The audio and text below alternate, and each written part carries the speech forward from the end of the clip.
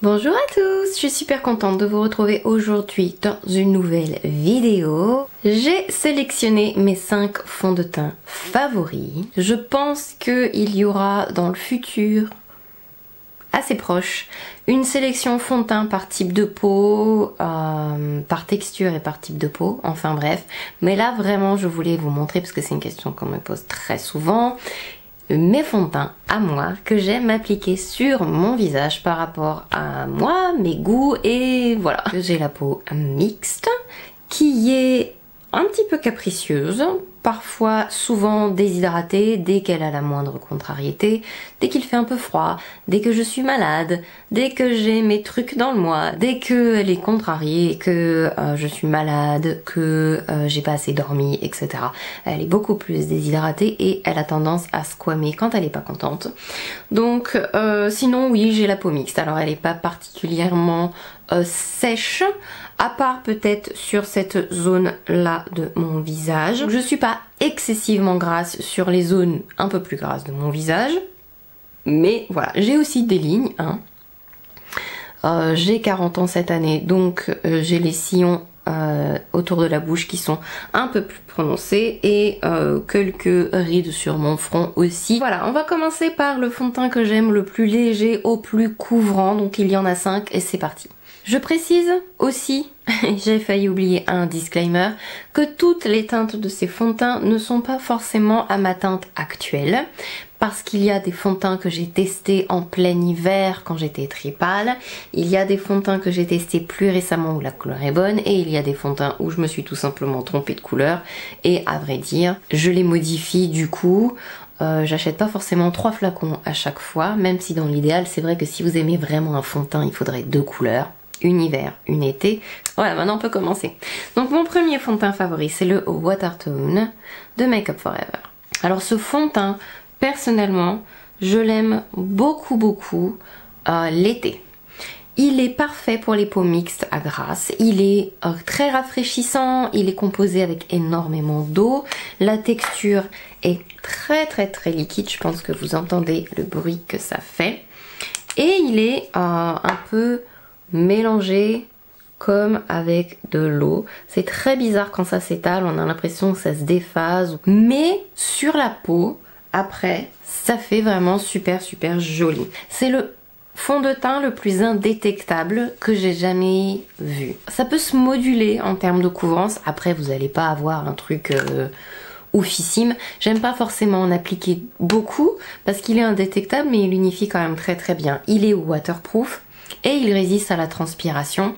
J'aime l'utiliser l'été quand je suis en vacances, il fait chaud, je l'ai mis à la montagne, donc randonnée toute la journée et tout, parce que je voulais tester, hein, parce que quand je fais de randonnée je ne me maquille pas, mais à l'époque je voulais le tester, donc je sais que je peux lui faire confiance s'il va faire chaud. Voilà, c'est mon fond de teint de l'été, sans transfert, waterproof favori, et il est vraiment indétectable.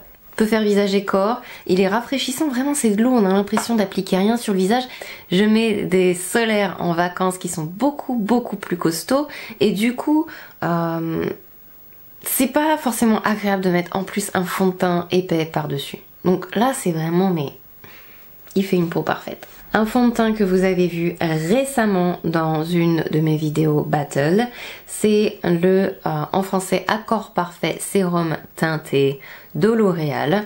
Il est liquide, il est merveilleux et il est fantastique. Donc, il vient avec un flacon pompe. Le Watertone est quand même encore plus liquide, encore plus léger, mais il a beaucoup plus d'eau. Du coup là, on n'a pas de texture bizarre quand on commence à le mettre sur le visage. Il n'y a pas énormément de couleurs malheureusement, mais il est suffisamment léger pour que ce soit pas très grave en soi. Il est vraiment très très joli. C'est un fond de teint sérum, donc il y a du soin à l'intérieur. Il est hydratant mais pas trop. Si vous avez la peau mixte, il est très très bien parce qu'il va pas marquer vos zones de sécheresse et en même temps il va pas vous surhydrater non plus, surnourrir les zones qui sont plus grasses. Il tient très très très bien, j'ai pas besoin de le poudrer, il ne file pas, il ne marque pas les pores, il ne marque pas mes zones de sécheresse et il fait vraiment très très joli et il a un fini semi-mat. Donc si vous avez par contre la peau sèche, c'est pas celui que je vous conseillerais non plus, mais il est vraiment très très joli sur le visage et il unifie vraiment vraiment bien. Alors il est indétectable aussi, mais il a un chouïa plus de couvrance que le précédent que je viens de vous montrer. Il ne transfère pas sur les masques pour moi. Je l'ai pas testé en plein été en transpirant à grosses gouttes encore, mais par rapport à la texture, en plein été avec mes solaires et tout, je reprendrai quand même le Watertone. Le fond de teint suivant reste un grand classique pour moi. Vous allez voir que les 4 premiers fonds de teint se ressemblent un petit peu. C'est le genre de fond de teint que j'aime tout simplement. C'est un Face and Body et c'est celui de Dior. C'est le Dior Backstage. Alors j'ai arrêté de l'utiliser. Je l'ai utilisé très longtemps dans mon kit parce que je trouve qu'il s'oxyde par rapport à tous les autres. Quand même pas mal, surtout plus la bouteille est vieille entre guillemets et plus il va s'oxyder. Alors c'est surtout quelque chose qui se voit au fur et à mesure des heures et pas forcément au bout de 10 minutes, donc on peut avoir des surprises. Du coup j'ai arrêté, c'est vrai, de l'utiliser dans mon kit. Quand on connaît son teint, etc. et qu'on a le temps de le tester sur une journée, vous voyez, de faire des tests, c'est plus facile de l'utiliser que dans un kit. C'est un peu compliqué parce qu'on voit pas, on n'a pas expérimenté le fond de teint sur la personne, on sait pas s'il va s'oxyder un peu, beaucoup, pas du tout, ça dépend des gens, ça dépend des peaux, donc voilà. Professionnellement, j'ai arrêté de l'utiliser, après c'est un excellent fond de teint. Il est très très très liquide, j'ai la couleur 0W pour celui-là, qui est quand même plutôt un bon match, surtout qu'il fonce un petit peu. Le 1W de toute façon est trop foncé. Il est léger en texture, il ressemble un peu au sérum teinté de L'Oréal. Après c'est pas un sérum, c'est pas un fond de teint soin. Par contre c'est vrai qu'il est modulable déjà dans un premier temps. On peut l'appliquer jusqu'à 3 fines couches. Avec aucun fond de teint vous aurez cette performance là en fait, de pouvoir être très léger et de pouvoir être jusqu'à moyen, jusqu'à 3 fines couches. C'est un truc de fou. La texture, ça fait pas cakey, ça fait pas surépais, ça file pas, ça tient bien, ça marque pas les pores. Après par contre, si vous avez des squames, il va les marquer. Il y a quand même une préparation selon le type de peau qui est à faire, mais si vous faites correctement cette préparation de peau, grosso modo, il peut s'appliquer quand même sur pas mal de personnes. C'est un fond de teint que j'aime beaucoup, beaucoup, beaucoup, beaucoup. Alors là, on va être quand même sur un fond de teint que personnellement j'aime poudrer. Il ne file pas et tout, mais je préfère quand même le poudrer. Il a un fini très très doux aussi, celui-ci. Il est un peu plus cher, mais il est juste parfait. C'est le fond de teint revitalisant au camélia rouge numéro 1 de Chanel. Il est parfait. Je vous invite à voir mon test du numéro 1 Chanel. Enfin mon test, c'est une revue. J'ai le pot blush, lèvres, etc. aussi. Il est magnifique sur le visage. C'est un fond de teint soin qui est couvrant facilement. Enfin il marque pas les zones sèches. Si vous avez la peau mixte avec des zones plus sèches sur votre visage, il est ravissant. Et sur les zones un peu plus grasses de votre visage, il va être sublime aussi.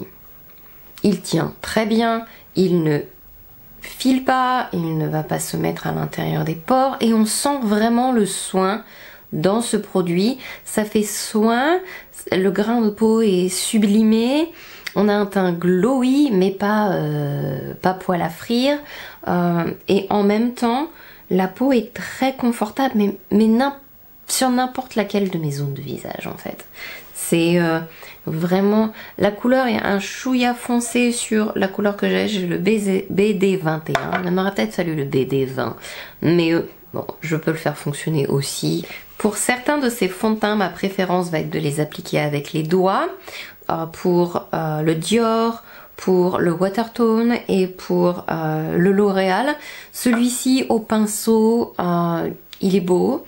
À l'éponge, il est beau aussi. Avec les doigts, il est beau aussi. Bon, je préfère l'appliquer à l'éponge, mais là, c'est plus une question de choix personnel que vraiment d'incompatibilité avec le fond de teint, vous voyez. Enfin bref, il est sublime et il fait un teint de folie. Peu importe comment ma peau se sent ce jour-là, si je mets celui-ci, ma peau est sublime. Dernier fond de teint de ma sélection de favoris. Voilà. Peut-être j'en ferai un à la fin de l'année, ou peut-être j'en ferai un l'année prochaine à la même période pour voir si ça change. Certainement, parce que je teste beaucoup de fonds de teint quand même. Mais quand même, celui-ci, il est pas cher et il m'a tapé vraiment dans l'œil. Et il est... Pourquoi j'ai des petites peluches dans les cheveux là? Et il est vraiment super beau. C'est le Complexion Pro de She Glam. Épais et couvrant. Couvrant, légèrement matifiant mais pas trop. C'est pas un fond de teint soin hyper hydratant. Après il est confortable. Il est confortable. Je l'ai mis là aujourd'hui aussi. Il est... il fait pas Ikeiki. Il marque pas, il est un peu matifiant, semi-mat, sans marquer le duvet, sans marquer mes petits sillons un peu plus profonds. Il marque pas non plus... Enfin, j'ai un très joli teint là. Alors il est un peu plus épais en texture. Personnellement j'aime l'appliquer avec une éponge humidifiée parce que pour ma peau mixte je préfère. Au pinceau ça s'applique aussi super bien. Après ce que j'aime bien faire aussi avec ce type de fond de teint c'est l'appliquer au pinceau et après parfaire avec une éponge. Il est beaucoup plus crémeux par rapport à tous les autres en termes de texture. Même le numéro 1 de Chanel qui est comme ça un peu plus crème est plus léger entre guillemets au toucher et à l'application. On sent celui-ci qu'il est plus... qui va être un peu plus matifiant mais sans pour autant faire moche. Il y a des fonds de teint matifiants, il faut se méfier, ils sont tellement matifiants que sur moi ils sont trop en fait. J'ai la peau mixte mais j'ai pas non plus les zones super grasses et mes zones un peu plus normales à la limite sèches, ça leur va pas du tout. Donc celui-ci vraiment est très beau, couvrant mais pas trop. C'est peut-être le plus couvrant que j'aime, couvrant que je possède que j'aime, si on peut dire. Il est vraiment très joli et tellement pas cher, c'est un truc de dingue. Et il aurait peut-être fallu que je prenne une petite couleur au-dessus. Alors celle-ci elle est un peu pêche, il y a peut-être le sous-ton qui n'est pas parfait, mais il y a tellement de couleurs, c'est ça aussi qui est très bien, c'est qu'il y a énormément de couleurs, on est un peu perdu. Mais bon, on peut l'ajuster, etc. Là dans l'application, dans la démo de cette vidéo, je n'ai modifié aucune couleur pour que vous voyez vraiment le rendu, texture, etc. à l'application, mais ce sont des choses que si j'ai vraiment envie d'utiliser ce fond de teint, je modifie bien sûr. Même si je vous avoue que j'ai souvent sur moi un peu la flemme de faire ce genre de choses. Mais bon, voilà, je vous ai montré tous mes fonds de teint favoris. J'espère que cette vidéo vous a plu. Surtout, comme on pense pas forcément à vous dire tout, si vous avez des questions, n'hésitez pas à me les poser en commentaire. Je me ferai une joie d'y répondre. Voilà, j'espère que ça vous a plu. Je vous fais plein de gros bisous. J'espère vous retrouver dans la prochaine vidéo. N'oubliez pas de vous abonner à ma chaîne si c'est pas déjà fait. Plein de gros bisous à vous et à la prochaine. Bye bye.